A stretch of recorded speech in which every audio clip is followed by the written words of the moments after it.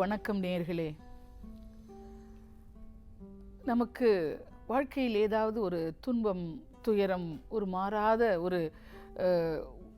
ஒரு இழப்பு ஏற்பட்டு விட்டால் அந்த நேரத்திலே நமக்கு மிகவும் வேண்டியவர்கள் யாராவது நம் அருகில் இருந்தால் அவர்களுடைய கரங்களை பற்றி நாம் அமர்ந்திருந்தோம் என்று சொன்னால் நம்முடைய துன்பங்கள் பாதியாக குறைவது போல நமக்கு ஒரு உணர்வு ஏற்படுகிறது. இது ஏதோ நம்முடைய மனதுக்கு தோன்றுகின்ற உணர்வு அல்ல. இது ஒரு விஞ்ஞானபூர்வமாக தெளிவுபடுத்தப்பட்ட, இன்னும் சொல்லப்போனால் நிரூபிக்கப்பட்ட உண்மையாக இது விளங்குகிறது. ஒருவருடைய 1000 வார்த்தைகள் சொல்லி நாம் விளங்க வைக்க முடியாத நான் இருக்கிறேன் உனக்காக என்று சொல்லக்கூடிய அந்த வார்த்தைகள், பல பல வார்த்தைகளாலே நாம் புரிய வைக்க முடியாத ஒரு விஷயத்தை கரங்களை பற்றி லேசாக ஒரு தட்டு தட்டி பிடித்து கொண்டு சிறிது நேரம் இருந்தோம் என்று சொன்னாலே அந்த நாம் நினைக்கின்ற அந்த எண்ணங்கள் எல்லாமே யாருக்காக நாம் அந்த ஆறுதலை சொல்ல விரும்புகிறோமோ அவர்களுடைய மனதுக்குள் தானாக சென்று விடுகிறது. ஒரு நெதர்லாண்ட்ஸிலே அந்த மாணவர்களுக்கு தற்போது ஒரு பயிற்சி கொடுக்கப்படுகிறது. என்னவென்று சொன்னால், ஓல்டேஜ் ஹோம் என்று சொல்கிறோமே, கேர் ஹோம்ஸ் என்று சொல்கிறார்கள். அங்கே அப்படி முதியவர்கள் வசிக்கின்ற அந்த இடத்துக்கு இளையவர்களை, மாணவர்களாக இருக்கக்கூடியவர்களை ஊக்குவிக்கிறார்கள்.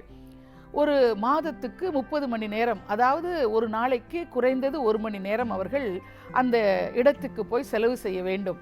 எப்படி என்று சொன்னால், வயதானவர்களுக்கு அருகிலே அமர்ந்து அவர்களோடு பேசி கொண்டிருந்து, அவர்களிடத்திலே செல்போன் இருந்தது என்று சொன்னால் ஸ்கைப், வாட்ஸ்அப், ஃபேஸ்புக் போன்றவர்களை அவர்கள் எப்படி பயன்படுத்தலாம், அதன் மூலமாக தொலைதூரத்திலே இருக்கக்கூடிய அவர்களுடைய உறவினர்கள், குறிப்பாக அவர்களைப் போல வயதான இருக்கக்கூடிய நண்பர்கள், இவர்களாலே நேரிலே போய் பார்த்து வர முடியாதவர்கள், இவர்களை எல்லாம் எப்படி அவர்கள் எளிதாக போய் சென்று சேர்ந்து விடலாம் இந்த தொலைபேசியின் மூலமாக என்றெல்லாம் அவர்களுக்கு சொல்லிக் கொடுக்கலாம்.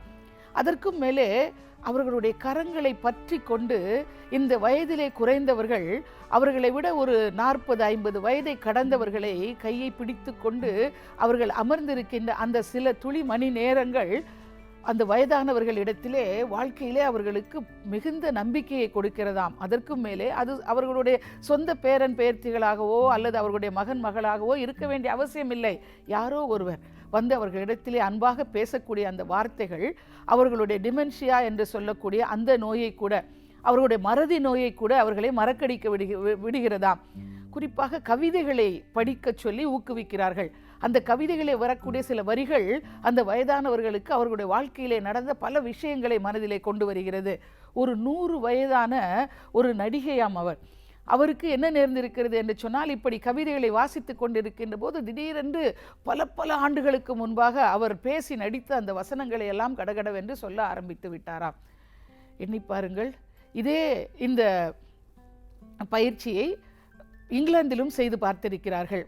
அதற்கும் மேலாக அமெரிக்காவிலே வர்ஜீனியா என்ற இடத்திலே வேறொரு இது தொடர்பான இது போல ஒரு சோதனை, அந்த சோதனையில் என்னவென்று சொன்னால், ஒரு மருத்துவ பரிசோதனைக்கு யாரையாவது தனியாக எடுத்து சென்றோம் என்று சொன்னால், குறிப்பாக எம்ஆர்ஐ போன்ற சோதனைகள் செய்கின்ற போது அந்த கூண்டுக்குள் செல்வதற்கு பலருக்கும் உயிர் பயம் வந்து விடுகிறது.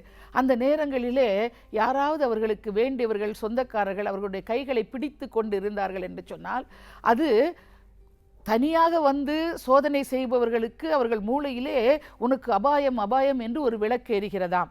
அதே நேரத்திலே அவர்களை கைகளை அன்பாக யாராவது பிடித்து கொண்டிருந்தால் அவர்களுக்கு அந்த விதமான எச்சரிக்கை உணர்வு வரவில்லையாம். எண்ணி பாருங்கள். ஒரு வயதான தாய் இருந்தால் ஓல்டேஜ் ஹோமிலே, முதியவர்கள் தங்கக்கூடிய இடத்திலே. அந்த பையன் வந்து பார்க்க வந்தான். அவனுடைய அப்பா இறந்த பிறகு அம்மாவை பார்க்க முடியாது என்று அங்கு அனுப்பிவிட்டான். ஒரு 5 ஆண்டு காலம் 6 ஆண்டு காலம் இருந்தால் ஒரு நாள் அவனை அழைத்து, தம்பி, இந்த இடத்திலே ஃபேன் வசதி இல்லை, கொசுக்கடி இருக்கிறது, தண்ணீர் வசதி இல்லை, இவைகளையெல்லாம் நீ செய்து தர வேண்டும். 5 வருடம் 6 வருடம் ஆன பிறகு ஏனம்மா இவைகளையெல்லாம் கேட்கிறீர்கள் என்று கேட்டான் அவருடைய மகன். அவர் சொன்னார், இவ்வளவு நாளும் எனக்காக தான் நான் இருந்தேன், நான் இதை பற்றியெல்லாம் கவலைப்படவில்லை. ஒருவேளை நான் இறந்து விட்டு உனக்கு இந்த தகவல் தெரியவில்லை என்று சொன்னால், உன் முதிய வயதிலே நீ வந்து இங்கே இருக்க வேண்டும் என்று சொன்னால், அந்த நேரத்திலே உன்னால் இந்த வசதிகள் எல்லாம் இல்லாமல் இருக்க முடியாதே அப்பா, அதனால் தான் சொல்லுகிறேன் என்று தன் மகனிடத்திலே சொன்னாளாம். வயதானவர்கள் தேவைப்படுகிறவர்கள், நம்முடைய அன்பு தேவைப்படுகிறவர்கள், நண்பர்கள், உறவினர்கள் யார் வேண்டுமானாலும் இருக்கலாம். ஒரு சின்ன டச் நம்முடைய கைகளினாலே பிடித்து ஒரு அன்பான வார்த்தை சொன்னால் போதும், அவர்களுடைய வாழ்க்கையை நாமும் இன்பமயமாக்கி நம்முடைய வாழ்க்கையும் நிச்சயமாக இன்பமாக இருக்கும்.